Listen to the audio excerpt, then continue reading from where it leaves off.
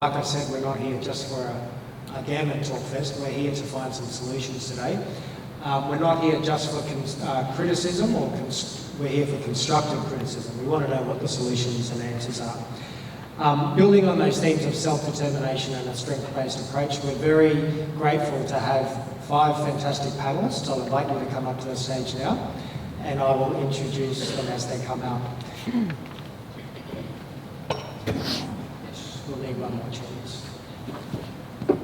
Please make them welcome.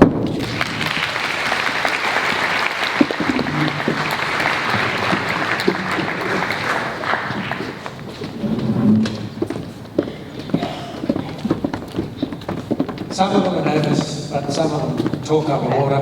We'll be right. All right, first I'll introduce Associate Professor James Charles, and IAHA's inaugural chairperson. Give the man a round of applause. James is Ghana and is currently the coordinator of the MPH program at IKE, Institute of Career Education down at Deakin. He's Australia's first Aboriginal podiatrist with a bachelor's, master's and PhD in that area. We also have IAHA's second chairperson, Associate Professor Faye McMillan, Floss, in the lovely blue there. Please make welcome Floss. She's a Wiradjuri woman, the 2019 New South Wales Aboriginal Woman of the Year, Senior Atlantic Fellow, and is the Director of the Jarawong program at Charles Sturt University. She has a Bachelor's in Pharmacy, a Master's in Indigenous Health and a Doctor of Health Sciences. Please make welcome Floss again, and she's Aries. Could you tell? Yeah. Our third and current IAHA chairperson is Nicole Turner. She's Taurus Aries cusp, can you tell? She's Kamilaroi, and we've been introduced to Nikki before, and we're really looking forward to hearing what you have to say on the panel. Please make her welcome. Then we have a couple of young guns in Callum Slade. He's a Wiradjuri fellow. He's from Wagga Wagga. He's also got Yorta and Tasmanian Palawa blood in his veins. He's a speech pathologist, graduated from Charles Sturt in 2011, and has worked in London at the Speech and Language Therapy program at Linden Lodge School in southwest London. He's got a special interest in children and young people with multisensory impairment, and he's IAHA's first speech pathology member. Please make welcome Callum. Student as well. Awesome. And last but not least, Jed Fraser here is Manabaji and Bidra. He's currently studying his MPH. And he's been involved in IAHA as a student rep committee for quite a while, member. He's currently working at Quake, Queensland Aboriginal Health Council, as research officer and a sessional academic at QUT. Please make welcome Jed. So the themes for the panel are self-determination, resilience and strength. We want to know what has kept our panellists individually and professionally strong and resilient, but also the organisation, IAHA. Where have we come from in 10 years and where are we going to? So I might ask our current chair to kick us off. Nikki, tell us from your perspective, you get the benefit of, in a sense, James and Faye's hard work. What was the legacy that they left you? I think the legacy is looking at how far we've grown, and it comes from the previous chair people in what they've done, the previous board and what they've done, and just looking at our membership now, how far we've grown in membership, and you can see by the timeline out there what we've done over the years, where we've come, and as you mentioned earlier, it's not easy, and it's not easy for a not-for-profit organisation to also get funding, and I think that has a lot to do with it also, the funding that we've received over the years, and now we're in a good position, but it's come from the legacy of the 2 previous chairs to also build on our organisation. And Floss, self-determination, why is that important to the organisation, and how were you able to build that during your time on the board? Hard question, thanks. I think what I've seen is the evolution from professions into collective. And saying self-determinedly, individually professions contribute, but collectively as allied health professionals that we contribute something unique.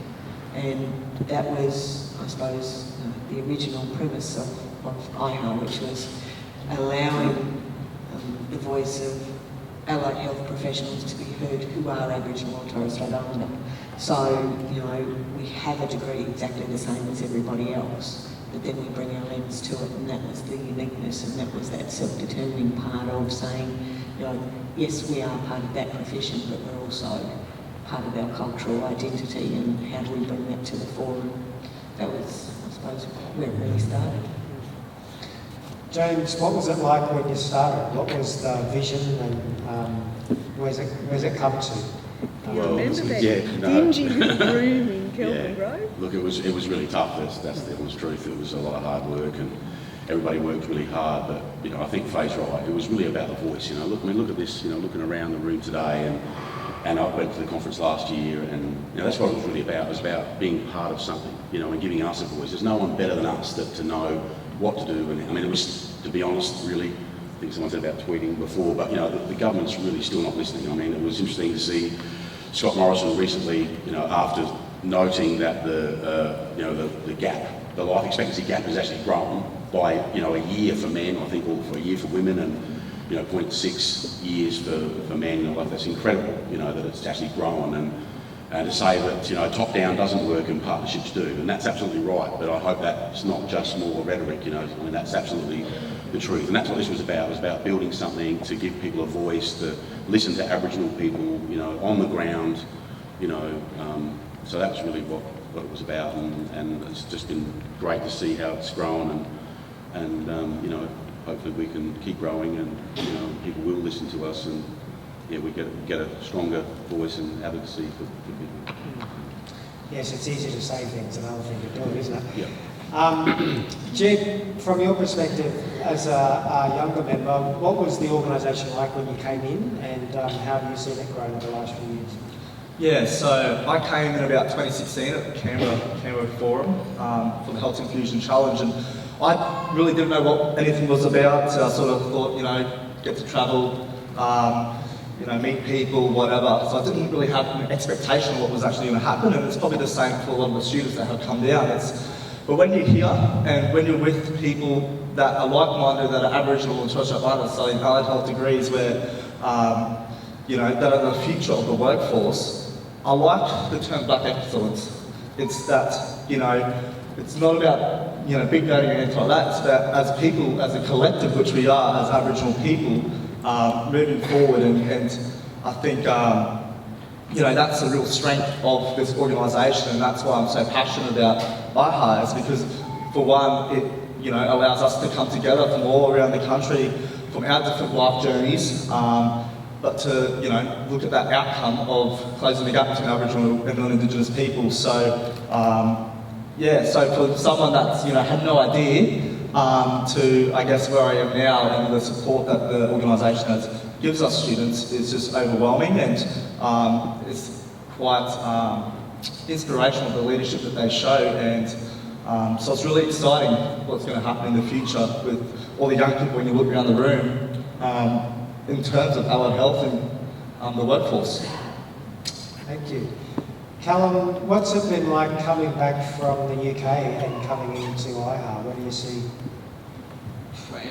It's always an experience, and I think for me personally, I come back here, I get grounded, I get back in with what has become an incredible family organisation, and we're more than just an organisation, we're like a community that's got every bit. You know, you can sit, you can recharge, you know, talking with this person, you can build your clinical skills here, you build your cultural skills there, your professional skills. I think for me, coming back from my journey in IAHA, you know, I started as a student in 2009, and I remember having that first conversation where I read an email from Lynn and Craig, you know, about coming to join, and then professionally getting to where I was and being able to go to London. I think IAHA played a role in that, in making me the confident, competent professional that I am. or that I think I am. I might not be. But they definitely played a role in that, and then to be able to come back and you come back and you see that we come to these beautiful venues that the Secretariat arranges, but the venue idea is the same. It's tables, it's chairs, it's a stage, it's people.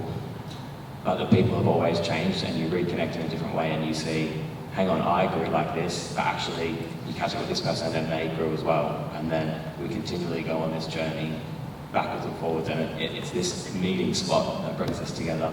And for me, this is the third time I've flown back from London to come, and I would continue to come because it's that community and it's that spot that brings us together, holds us, grounds us, and lets us grow. And it's always been that for me. It's 10 years now. It's always been that. Awesome. And asking for feedback is good. That's good. And as a good segue, tell us, what is IAHA now? Every organisation, we've just heard IAHA's fabulous. It's been fabulous for 10 years. It's likely to be fabulous for the next 10 years. But every organisation has teething problems. Every organisation has challenges. And Faye and James nodding their heads quietly and giggling. So tell us, what have some of the challenges been for IAHA, and how do you think the organisation overcame them? Anybody wants to jump in? Well, I mean, the early days when we started, it was just the challenge after challenge after challenge, really. I mean, I think to begin with, it was really just, convincing people that this needed to happen, that we needed those people. And, I think Lynn Oakey was amazing. I mean, she was the driving force. I think a long time ago I said that she was the mother of IAHA, and I still believe that to be true. Her energy, and absolute, belief in this and what it's become. And obviously that's proven to be, right. But I think early days it was really just convincing people, and Faye, we met, people, we had to go and meet everyone and convince everybody that it was a good idea. So I think that was a huge challenge in itself, really convincing people that it needed to be, and it was proven to be right. And, so there were so many. I'm sure Faye's got plenty of others to add. Well, I think at one point we used to joke, we were at the opening of everything. We were an envelope. If it was an open thing, we were there. It was, just trying to get the name. And, as James said, Lynn and Craig and certainly, the original group, it really was a drive to have voices heard. But again, it was turning up at everything. And that fatigue, but again, as Dan said, we needed to get out there, we needed to be heard, seen, so we pretty much went to the opening of everything, and as I said, there were problems. We had to challenge ourselves in the way we thought about what it was that we initially started, which was just how do we support each other, to how do we strategically inform the national agenda around the inclusion of allied health. So we had to stop thinking about our own professions and be very clear that this was larger than the profession that we came with, which was actually the impetus for starting, because there were so few of us in each of the professions that were there.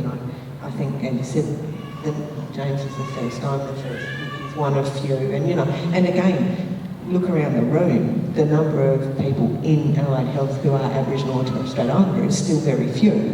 We need to increase those numbers. And it was changing the conversations internally. And, like everything, personalities, people, but it was for a greater good. Egos had to be got over. You had to say, we just need to get on. And as I said, part of it was not seeking permission, just getting on and doing it. And I think those opportunities that Lynn and Craig in those initial years of allowing us as the professionals to just get on with it was a really valuable part. So you weren't only uniting blackfellow tribes, you're uniting professional tribes. Yeah. That's good. That's it. Mainstream talks about that a lot, but doesn't always achieve it, eh? That's right. Nikki? Yeah, and I think that, a lot of the challenge we have 28 disciplines, so we have a lot of different disciplines. So it's not like nursing or doctors, they have one, or as in midwife have two, but we have so many disciplines. So it's dealing with the disciplines, dealing with the different associations, which can be very challenging. Dealing with universities around curriculum is very difficult, which we do a lot of work around that. But it's also about funding, and and I've talked about that already. But it's about building up the reputation. Why should we give government will say, why should we give IAHA money? So it's building up that reputation and making sure we're doing the right work out there and making sure we're doing the work for Aboriginal and Torres Strait Islander allied health professionals and students. Yeah. So moving it from support, where it started primarily, to then unity, engagement with the policy world and communities, and now it's having a real national relevant strategy. What do you think, Jed and Callum, as younger members, IAHA's role has become in terms of that strategic conversation at the national level? So I guess as young people, and particularly students or people who just graduated, it's tough. And as we mentioned, there's, I think it's 1% of the allied health workforce is Aboriginal and Torres Strait Islander that make that up. So it can be tough being isolated, working with mob or whatever it is. So it's so important that we're having these conversations at a national level where we can think about how can we actually, one, build the workforce, and two, have better outcomes for Aboriginal and Torres Strait Islander people. And also, it's also about, I guess, learning about policy and making sure Indigenous policy is written for Indigenous people, not the other way around. Round of applause for that one, please. So in terms of national strategy, national framework, and I've said it before, it's about the future. The work that we're doing now and what IAHA does, and as professions, we might not see change now or 10, 20, 30 years, but it's for the future generations of people for better health outcomes. So we need proper policy. We need organisations like IAHA who has the leadership on a national level to support, grow, and have better outcomes. Yeah, I think sort of a lot with what Jed said there, and then going along with Faye and Mickey and James, that every time we sort of thought that we took 2 steps forward, we looked and went, oh shit, there's another 5 steps after that. And we got those 5 steps and there was another bit. So we managed to get all the different disciplines in, and then some of the disciplines wanted to go back out on their own, and we had to throw a big net to sort of catch a lot of fish and then find a way to keep them all together. And I remember, the first group of speech pathologists, Tara, Kiona and myself, we were like, oh my goodness, there's 3 of us. That's crazy. How did we all get here? And then just to watch it grow through student engagement to, at the Perth conference, there were 4 speech students just in the room. And we'd gone from 3 members to just, then we had, boom, 4 students all of a sudden. And that just keeps growing, and it's that net that sort of IAHA keeps throwing. But every time, as a peak organisation in Indigenous health, every time we get to that peak, we see the next one. And I think, IAHA is determined to always go to that next one and always go, we've done this, now let's do it better. We did it better there, let's do it better here. We just keep pushing ourselves. The other part I wanted to add that IAHA did was actually go back to the professions and not just say, whilst we were a workforce development organisation, we were then saying to the professions themselves, this is a value proposition. By actually having more Aboriginal and Torres Strait Islander people trained in these professions, you're actually going to change the culture of your profession as well. And so that was a really important thing, like getting us together was, a crucial part. But then going back and actually saying to the individual professions that we represented around the value of having more Aboriginal and Torres Strait Islander peoples trained was such a critical part of having, changing a narrative. How do you keep everyone in the tent though? Because, mainstream talks about interprofessional collaboration all the time, and it's in all the policy documents, but they don't really like to do it, let's be honest. No one really likes a coordinated system, we all talk about it, but how do you do it? How do you keep everyone in the tent? Well, we have a CEO called Donna Murray, which helps. Anyone who knows Donna Murray, everyone's in the tent.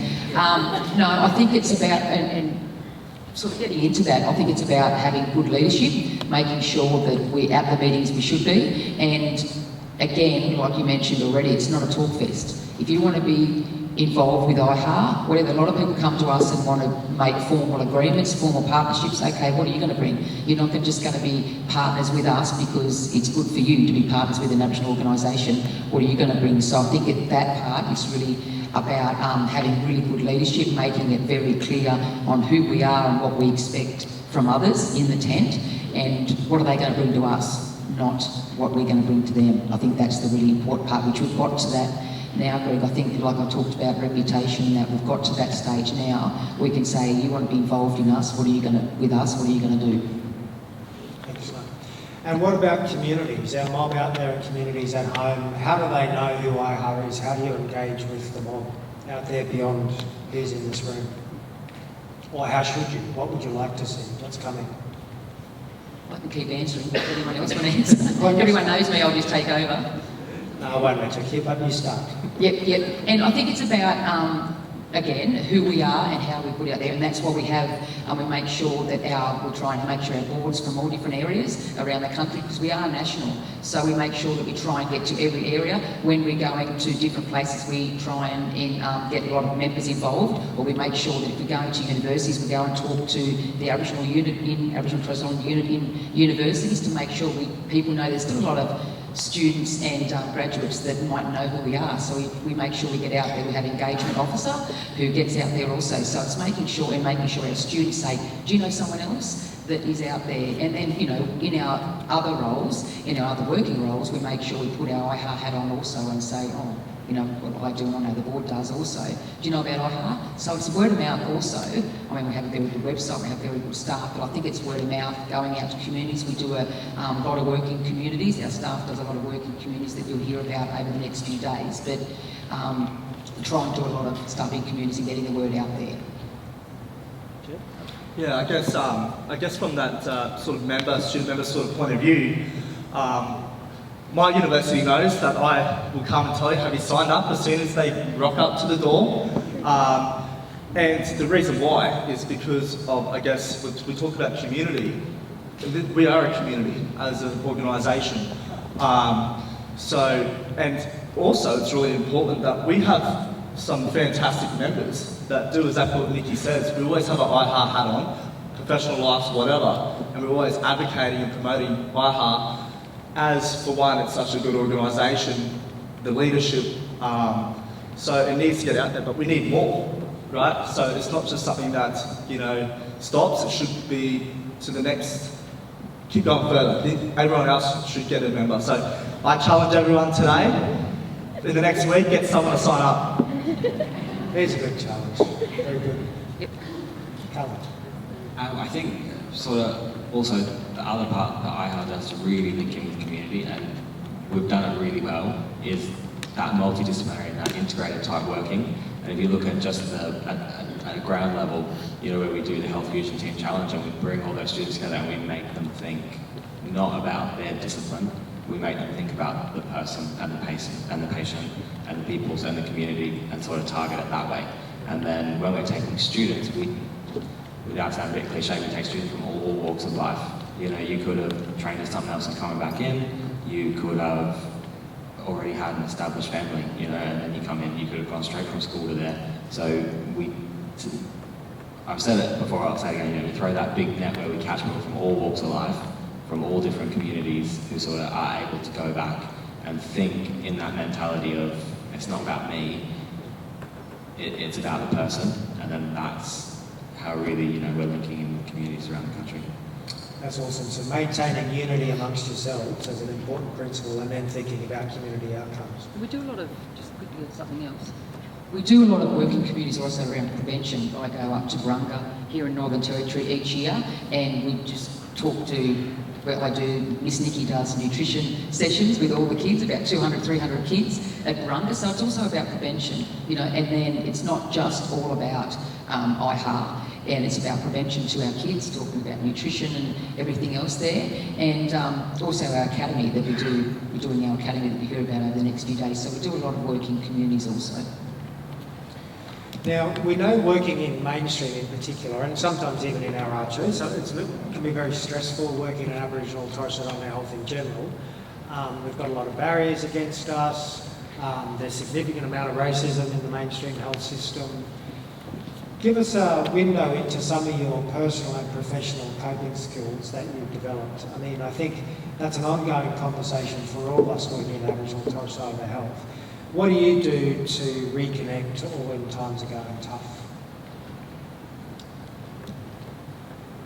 Yeah, I guess for me, sort of internationally and bringing it back on a personal level is engaging early on. You know, we had that mentor program set up, and really, you know, we had a leadership workshop that happened, you know, in Alice Springs, and brought everyone in, and we looked at that mentor-mentee relationship and sort of the people that I've met. You know, it's that bit where you connect on a professional level, you're able to exchange that professional knowledge, but it's those personal connections, and it's that interconnections between disciplines, between areas of Australia, between sexes, you know, as a network it all works that way, and bringing it back to, there's over a dozen people here in this room that I know that if I needed to chat something, I message them, I call them, and they're going to call me back or they're going to write back, you know, and it's those relationships and friendships that really, when you're getting bogged down, and you just go and you go, oh, you know, you might want to say how bad something was, or you want to problem solve something, people are always going to listen,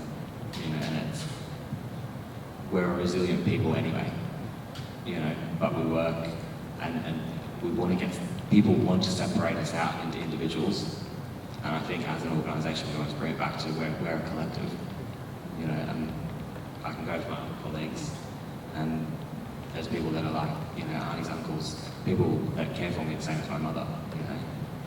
So they're always going to check in if you're okay and sort of bring it back to who's in your network.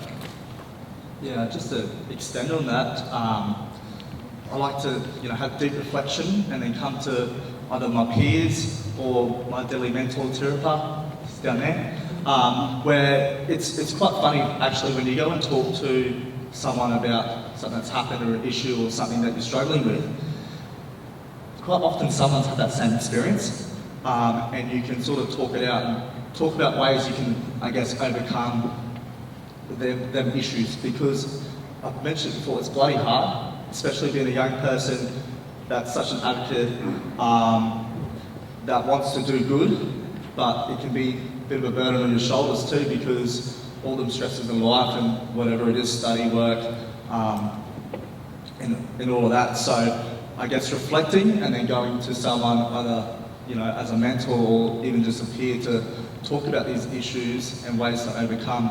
Particularly like things like, I'm sick of seeing on Facebook about all the racist crap that people put up on there. I used to be that person when I was younger and go and start arguing with people on that. And obviously I'd win. But I found that to be heavy, and we see it all the time, and I'm sick of it, but that's why it's so good to come back to our community or our people and talk about these things and think of the solutions to overcome them. Yeah, look, it can be really stressful, and like for me, for my example, living away from home, travelling a lot to, you know, rural remote places and stuff like that, providing service to small communities and stuff, and it can be really draining and things like that. And what I try to do, like, get back home, you know, get recharge. I think that's been really helpful for me, like to de-stress and, like I said, recharge. But also now, I think someone mentioned about aunties and uncles. I think that's a good way to sort of, you know, get sort of, you know, feeling better and things like that. But universities now, because university is not an easy gig either, that can be really stressful. And some universities at least now have elders in residence, and I think for me personally, you know, that's been really good, and I think that's been sort of coming out of favour a bit, which I think is a shame, because for me personally, especially living away from home, I think it's great to have, you know, elders in residence. I think that's been really helpful for me. For me, the fetal position probably was more than a regular occurrence. But I think in those moments when it, you know, fatigue, that sense of hopelessness through what you're experiencing. Just looking around, you know, whether it's in moments like this on Facebook, you know, and knowing that there are other warriors alongside of you. You know, there are pictures out there. We look really stressed. And it was, and I think, you know, that showed because, you know, everybody's trying to do multiple things, you know, trying to have a life, include IAHA in a life, and have a job and try and maintain family connections and try and maintain friendships and all of those things, and they become really hard. And when you're able to look around and see that you know that you're not the only one, and you know, that's simplistic, but I think at times that was the only thing that got through that initial journey of. How have you all dealt with racism in the service? I mean, we know our patients and clients and community members are experiencing a lot of that, but we also know that we as Aboriginal health professionals ourselves experience that within the system. And I'm not just talking about the sort of rabid racists, the very outward, you know, obvious people who have problems, but also sometimes the blockers, the biggest blockers are the ones who say they're our biggest supporters, sometimes. I think you know what I mean. So how do you deal with that? How do you pick your battles? How do you know when to fight and when to let go and wait for the next opportunity? Yeah, I think you really have to pick your battles, and that's sort of what tips I give people, because a lot of people get in contact with myself, other IAHA board members, other IAHA staff, etc., Donna, and sort of say, this has happened, what do I do? And, you know, instead of getting very angry, as you do, I had a good talk to Auntie Miriam yesterday, and she said, you know what, we should be so angry of what's happened to us since colonisation, but we're not. You know, she said, just imagine other countries around the world happening to us, you know, other countries where it didn't happen, happening to them, what happened to us, they'd be so angry, there'd be wars, which we know there is. You know, we'll be so calm and we just sort of go along with it. And so... Do you think we're too nice sometimes? Yeah, way too nice. I'm trying to be a lot harder. Donna's trying to teach me to be a lot harder. I'm slowly getting there. Donna's mentoring you. Yeah, she is. She's mentoring me to be a lot harder, but you know, I'm getting older and cranky, so it's working. As some people in the room might know over the last couple of days. But I'm still quite nice. Yeah. Anyway, but getting back to what we're talking about. So I think it's about, you know, people talking to others about what they have to do, and because it is very, very hard, how to get into that conversation. I mean, it was one of the reasons why we wanted to build this, you know, thing from the start. That was one of the things, was, you know, about dealing with things like that. And so it's great to, you know, I said from the beginning about giving people a voice, and that's it, to try to make that change. You know, that's what it's really all about. And I think for me, that was why I got involved teaching at university, you know, was to try to, you know, teach students, to give them some background, history, knowledge, you know, to be more culturally appropriate and those sort of things. And so I think that's been driving me, really, you know, about helping to build this at the beginning and going on to teach at university. And it's hard, you know, because a lot of people don't, you get the, you know, I mean, for anyone who's taught at university, there's always going to be, you know, 10 out of 100 who sit back with their arms crossed, pretending they're asleep or whatever, and it's a hard gig, you know, but that's, you know, that's what it's, just because it's hard doesn't mean, you know, must do it. And I think that's where I pick my battles. What about the other three? How have you handled white fragility and resistance and blaming us for raising the issue, they're raising the argument? You dealt with that? Oh look, I'm still learning how to deal with that. It's tough, you know. I've cried multiple times. I get emotional because I'm just so angry about why someone would say something, but I think it comes back to, you know, these people don't understand or they're not educated, but then also it's not our job to educate them. Why should we as people be the ones having to, you know, fix something that's wrong with them? So I get angry, I get frustrated and all that type of thing, and that's just on an individual level. We also got to look at it on a community level and a national level, which IAHA does. So I don't know, I'm still learning. I get to talk to my mentor quite often and other people to figure out how to best deal with these type of things and these issues, but it is tough, and as everyone would know. So I think one thing for me is hope as well, with work like IAHA does and all the other people within our communities, that we can have a better future and don't have to deal with these things. So I really hold into that hope, and that's why I like to advocate as well.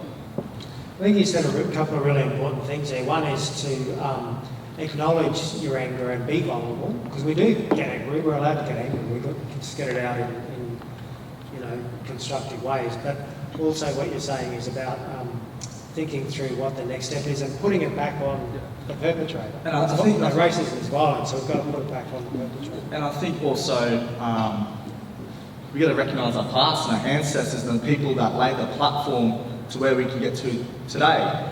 So, not letting all their hard work go to waste.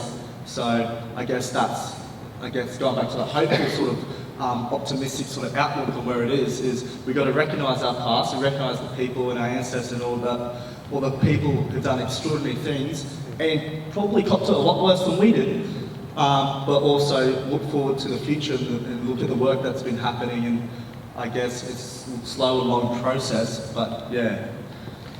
Nikki, you raised the issue about lateral violence and racism and people thinking you're not Aboriginal enough, whatever that means. How do we deal with that in our communities? That's also a real issue that we deal with. It's hard enough getting it from the white fellas, and sometimes it's our own mob, and that hurts more. And I just want to mention back on the racism thing for 1 minute. We've done a racism survey, as you mentioned before, with IAHA, with our members, and I was really shocked how many of our members have had racism towards them in the last year. And I think that sometimes we think, yeah, we're going great, and then when you see the survey, very high percent of our members have had racism in the last year from lots of different organisations and places they've been. So that was really quite disappointing, I think, so we're working really hard on that. Back to the lateral violence, it's sort of like you might look different to what people think and what your own mob thinks you're supposed to like. So there is a lot of lateral violence that I've dealt with also over the years, and I think that comes a lot with going up the ranks too. It's the crab in the bucket, we've got lots of crabs in the bucket. I shouldn't say about crabs in the bucket, that doesn't sound right, but anyway, there's a lot of crabs in the bucket, as you can think of. Well, we're in Darwin, so it's okay. Yeah, we just get done with that now. And then, and then people are trying to bring you down, and you have, people need to remember, and that, you're out there trying to help your own mob, and I think that's what people think, you're just out there trying to big note or whatever it is. But, they have to think that you're out there trying to help people, and it's, it's a very, very hard job that we do. It's like I said, if you want to swap anytime, just let me know. But it's really hard, and I think lateral violence, we have to talk about that with racism also, Greg. I think that's out there, and talk about, a lot of people, because you might look what people think that an Aboriginal person looks like. And my family's stolen Jen and a lot of those things, and it's taken me a long, long time to work out where I'm from, but it's taken me a long time to work out identity.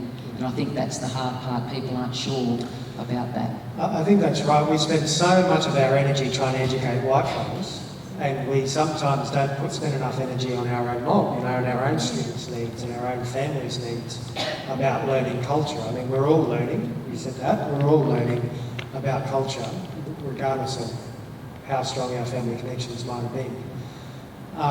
How do we do that, Callum and Floss, or anyone? What do we do to support students and our graduate members about continually building strength of identity and connection and culture? That's the question. And we'll probably talk about strategic direction in the coming days. That's one of the things that we'll definitely be looking at. But it comes back to that of having a safe space. And IAHA has always been a safe space for you to be you and find who you are and explore that.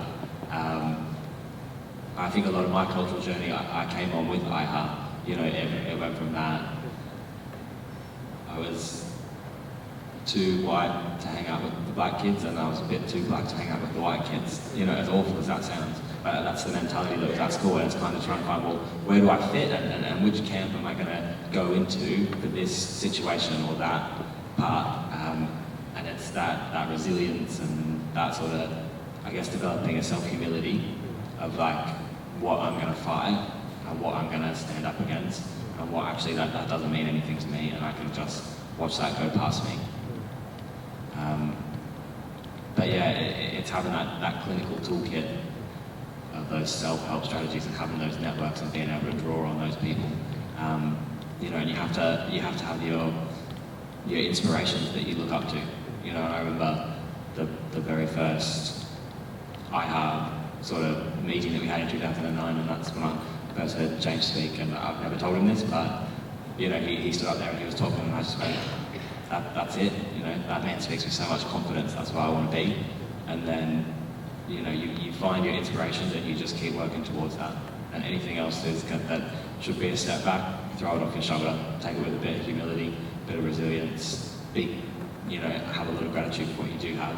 As Jed was saying, people walk much more difficult paths than us. You need to be able to identify that in yourself. So safe space, support networks, keep your eye on the prize, and acknowledge that we're all on a journey. We're all learning about that, no matter where we grew up. And if you're not learning about your culture until you're older, then you should be. We all should be doing that, no matter who. All right, let's look forward now. Where should IAHA be going? What do the next 10 years and beyond look like? What's your dream for the organisation? And what's your dream for yourselves and your careers? Where are you going? You talk first. Going straight to the grave. Liars. I think the strategic vision for me, as a member now, not you know, as part of that, really still hasn't changed. You know, it is a vision about creating a professional workforce that contributes to the health outcomes around mobile everywhere.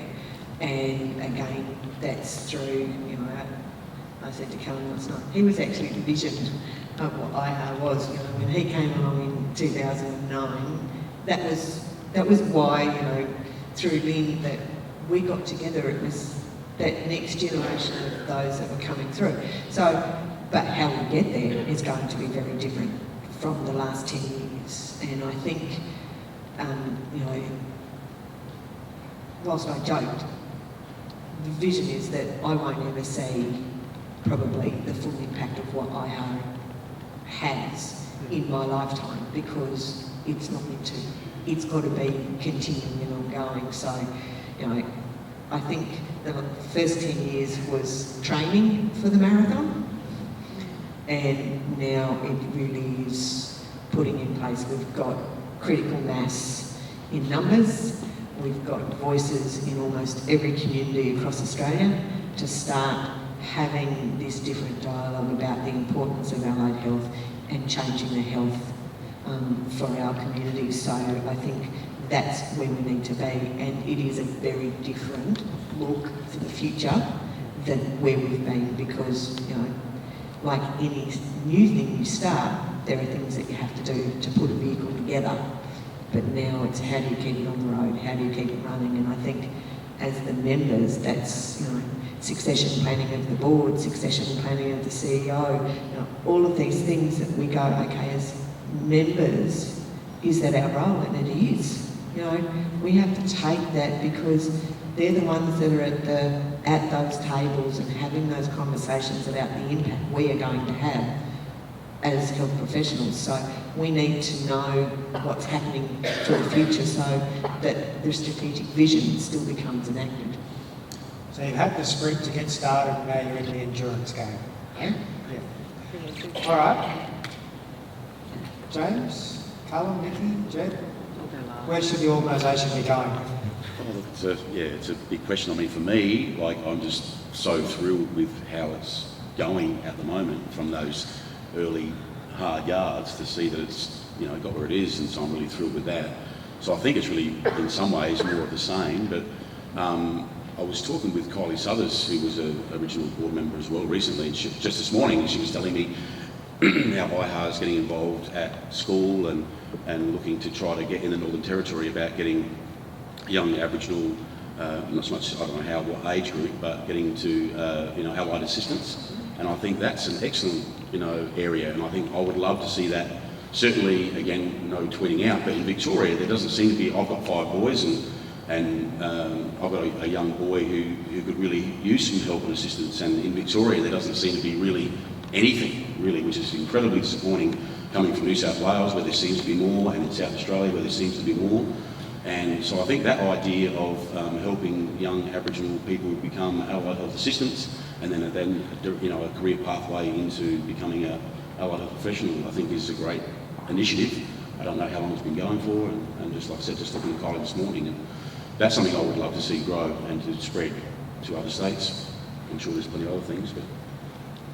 I'm going to think some big picture things here. Love it. So firstly, I would like to see, whether it's VET courses or university, I'd like to see every Aboriginal and Torres Strait Islander student that's studying an allied health degree or discipline be involved and be a member, so they can support each other and look at that network and look at the big picture sort of thing. Don spoke about the coalition of Peds and our IAHAs on that and looking at policy and closing the gap and things like that. I would like to see IAHA at every discussion, writing, whatever it is, for Indigenous health policy, that they're at the table, whether it's federal, state or local government. I'd like to see the cultural responsiveness training done at every public health service in the country. All these things that, you know, we're doing at little increments, but on a larger scale at every sort of scope and opportunity that can happen, which would be fantastic, and that would help outcomes, which is why we're all here. And so looking at policy, looking at our students and workforce development and how we can actually support them, our graduates and people actually in there, because if you look at people that are working in art shows and how quickly they burn out, it's particularly if you're one of the only Aboriginal and Torres Strait Islander people working in a remote community, you know, they burn out pretty quick. So developing the workforce and going back to what James was saying, that education, getting these people at a young age and looking at ways where we can get them into tertiary education in allied health from our perspective, from our point of view, not the Western way. So yeah, that's my sort of vision. Yeah, I definitely agree with everything that's sort of been said, and I guess for me, coming on my journey in 2009 to now, I've seen us as an organisation be able to start a lot of conversations and engage with a lot of other organisations and get that power where we've been able to say, actually, you're not ready for us to have this conversation with you yet because you want to have that conversation with us. And actually, you're not including us, you're having that for us. So I guess sort of the big one is Speech Pathology Australia, you know, Kiona, Tara and myself, we were lucky to be able to be a part of looking at let's restructure how we're assessing and, you know, helping students graduate, you know, our competency-based framework.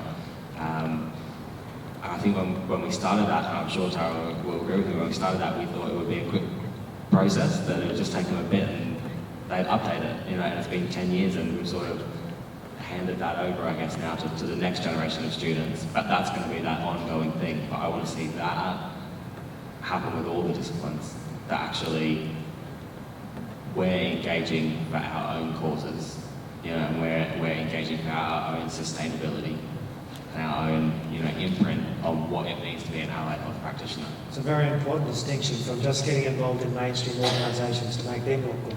No, it's very important. Thank you. Thank you. I've got a list. Here we go. Taurus, Aries, that's why we love you. Yes. I think that my vision and our vision that we've talked about at a board level is you as members, and if people know we have different memberships, so we have our Aboriginal and Torres Strait Islander student, and we have Aboriginal and Torres Strait Islander graduates, and then we have associate members and corporate members. So everyone in the room is a member, of course, so we have a lot of different memberships. So our vision is about you, about our Aboriginal and Torres Strait Islander student and graduate members, but we also are very happy to have lots of other members involved.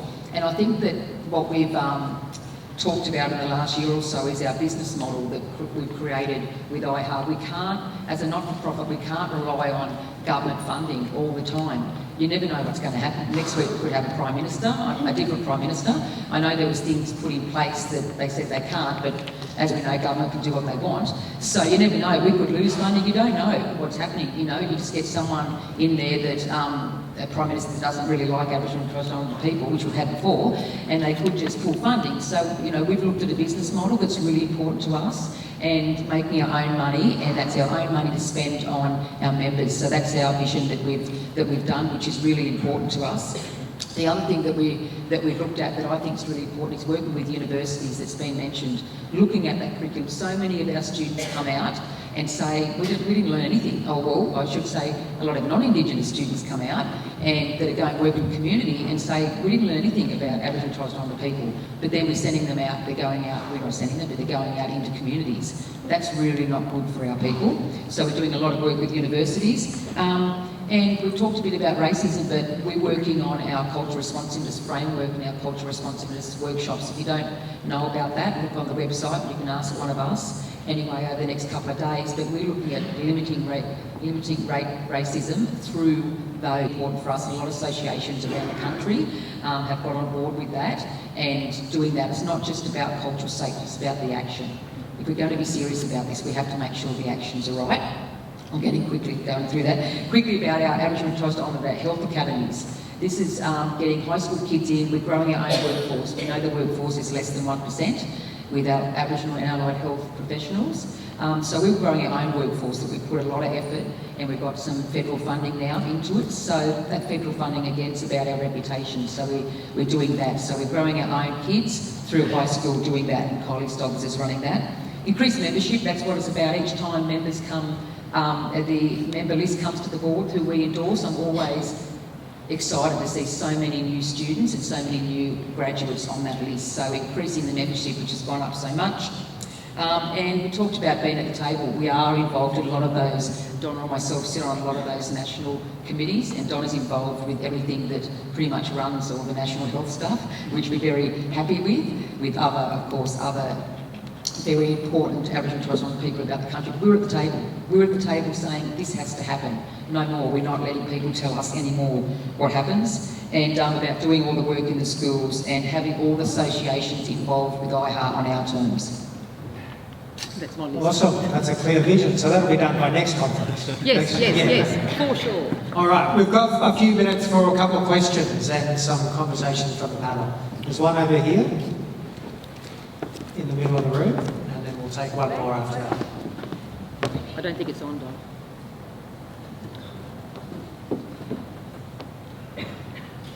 Hello, it's Wendy. We, as professionals in health systems, always talk clinical supervision. However, we are starting the conversation around cultural supervision. Do you have a vision for how this might look for the allied health professions? Because we would really like to see some work done in that space. How cultural... Cultural supervision. Supervision works, right. Yep. Sorry, I'm going to jump in here. I thought also we'll have many more important things for me than me to say. But I think one of the ways we're really going to address that, and that we are addressing that, is that we're making a workforce who is culturally responsive. You know, and we're supporting, we're rolling that out as an initiative where actually we hope that all of our members, you know, are able to provide that support to each other within a structure of employment, you know, and it's about building those bonds and that connection. In terms of cultural supervision, you know, we're more diverse than Europe in terms of cultures and peoples that we have, so it's always going to be specific to the organisation and to the community, and we're going to have to always start that conversation about, well, what do you need here, rather than looking in, we need to go in and look out.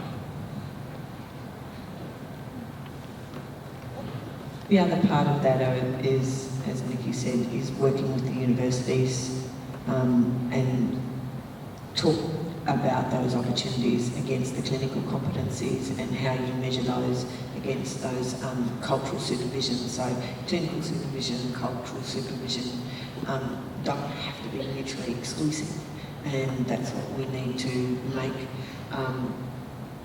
people at universities and things like that, to understand that they also have a responsibility, and sometimes it's keeping people and organisations accountable to actually saying we want Aboriginal and Torres Strait Islander students, we understand, but cultural supervision also is something that non-Indigenous people also want, particularly when they choose to work with us in respectful ways. Thank you. Next question. Yeah, my name's Andrew Hayward. I'm from Health Workforce Queensland.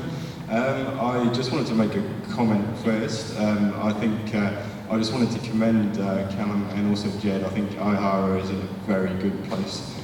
You guys have passion, you have the right things to contribute, and I think I'm really privileged to be able to sit here and listen to what you say, so thanks for that.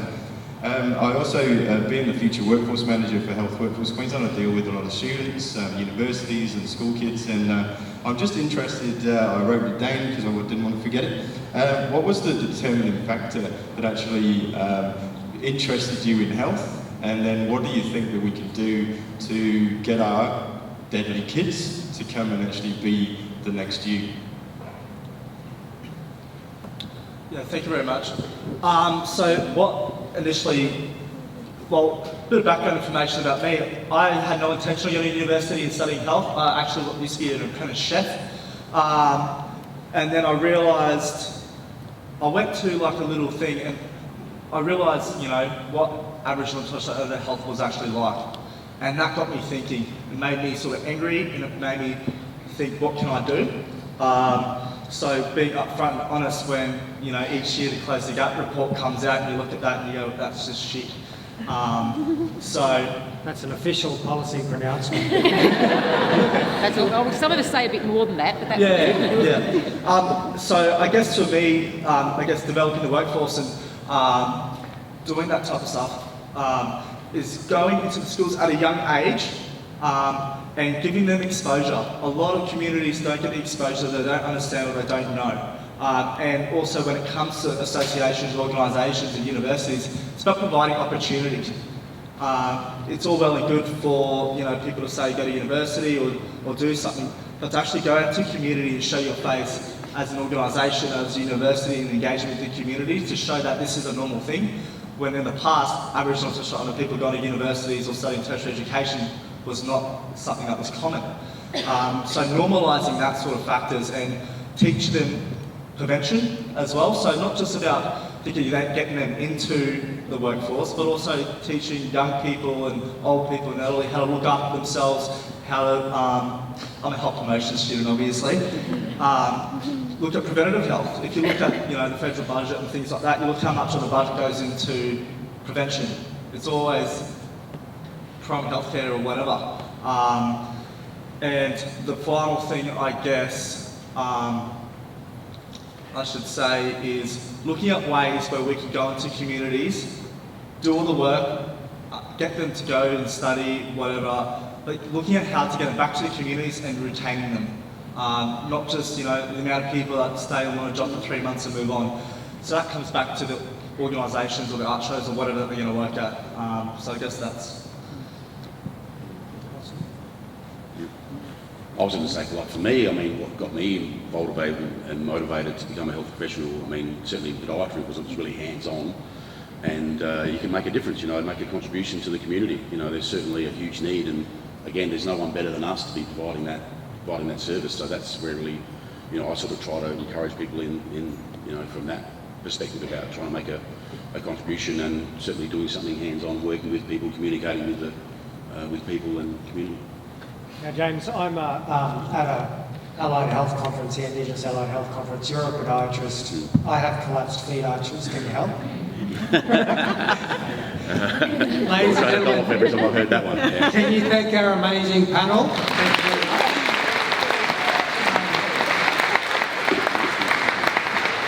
Dr. James Charles, Dr. Faye McMillan, Jed Fraser, Callum Slade, and Nicole Turner. Thank you. Please make one. We've got small gifts to thank you for your time and energy and vision. Ladies and gentlemen, don't forget the hashtag IAHA Conference 19, $500 prize for the most retweeted message. Hayley McQuire's your gun communications officer and she'll be choosing. Jed found $100 last night, so his shout tonight. Enjoy morning tea.